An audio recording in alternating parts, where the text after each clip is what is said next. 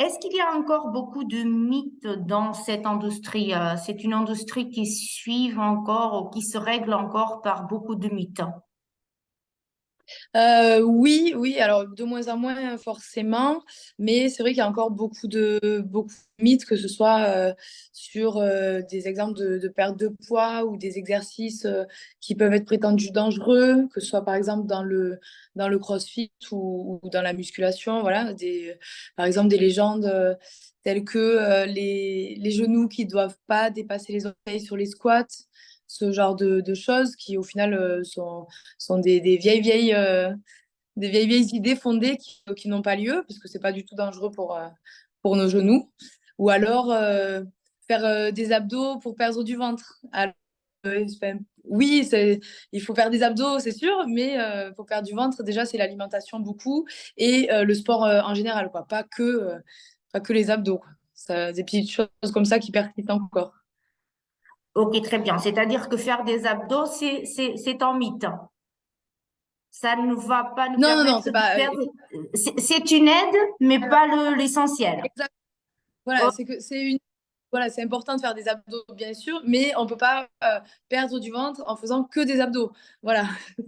Ça s'allie avec l'alimentation, avec l'exercice physique dans l'ensemble, quoi. Tout ce qui est entraînement cardio aussi, et pas que faire des petits abdos en espérant perdre nos petits bourrelets du ventre avant l'été. Ok, très bien. Et vous pensez qu'il y a quand même beaucoup d'athlètes qui se règlent encore par ces mythes, qui suivent ces idées, qui font ces entraînements, en suivant les mythes, l'alimentation? Bah, je pense qu'il y en a peut-être encore, mais de moins en moins quand même, parce qu'avec tout ce qui est les réseaux sociaux, il y a du mauvais sur les réseaux sociaux, mais il y a quand même beaucoup de bonnes choses aussi. Donc c'est vrai on voit, enfin, on peut avoir des entraînements quand même. On voit que tout ce qui est entraînement cardio, c'est un ensemble aussi, et pas justement ces histoires de faire que des abdos ou autres. On peut le voir sur les réseaux sociaux, qu'il y a différentes façons de s'entraîner, autres qu'en ciblant chaque fois un petit muscle. Voilà. Des entraînements comme CrossFit polyarticulaires, où tout notre corps vient travailler ce genre de choses. Voilà.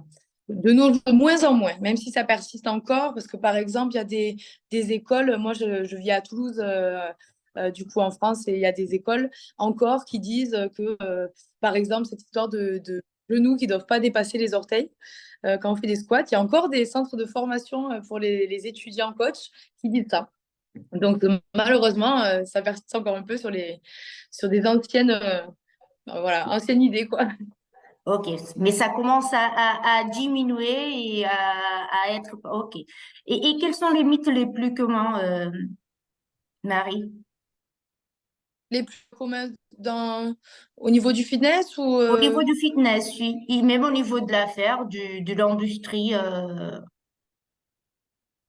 euh, le plus commun, peut-être penser que c'est facile, par exemple, de se dire que c'est facile d'avoir le corps qu'on veut avoir. Par exemple, voilà, si on veut être musclé, parfois on entend des gens ou par exemple des femmes qui disent: «Oh là là, moi Marie, je veux pas tes bras».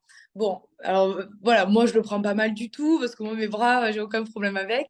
Mais voilà, faut se dire que on peut pas avoir des bras musclés en commençant en faisant par exemple, du fitness, du crossfit 1 à 2 fois par semaine. C'est progressif. Voilà, on peut pas.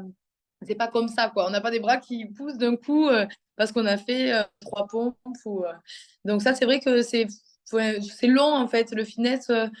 Tout ce qui est entraînement, que ce soit amélioration de la condition physique par le cardio ou la force ou ne serait-ce que se dessiner, c'est long. Il faut du temps. L'alimentation est liée aussi. Voilà. Souvent, le mythe, c'est ça, c'est de se dire que c'est facile, ça va aller vite.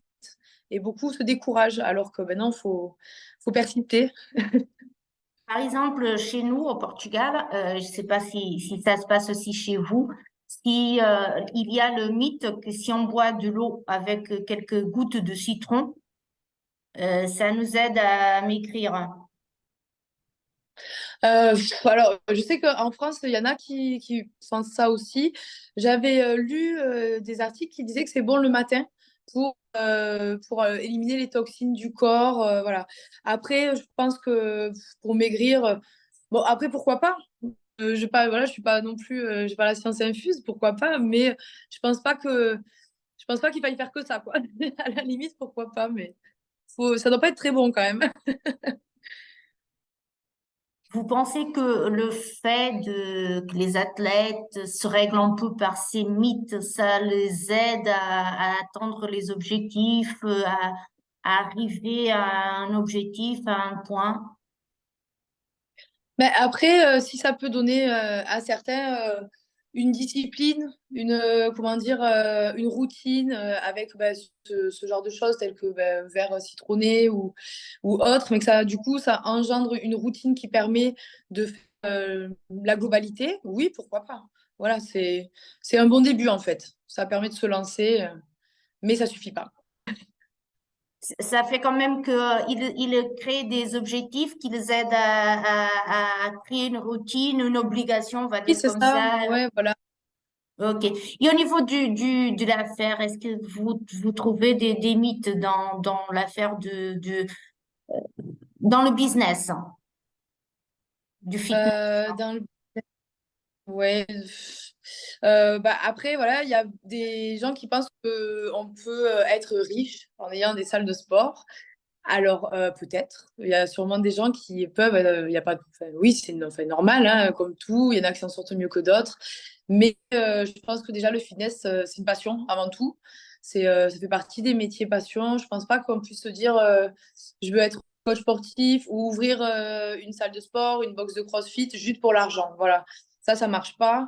C'est vraiment c'est une passion. On fait ça pour aider les gens, pour être en meilleur, que les gens soient en meilleure santé. Alors, bien sûr, hein, on veut manger aussi, nous, c'est normal d'être un minimum rentable, de pouvoir en vivre, mais c'est pas, on peut pas gagner des milliers et des cents non plus. Le but premier, vraiment, c'est la passion, quoi. C'est pas juste l'argent ou autre, autre qui peut être cru. Très bien, Marie. Je ne sais pas si vous avez d'autres choses à ajouter, si vous voulez partager avec nous d'autres informations à propos de ce thème et du monde du fitness. Les mythes au niveau des coachs, à savoir, voilà, souvent les gens pensent que les coachs peuvent s'entraîner tout le temps.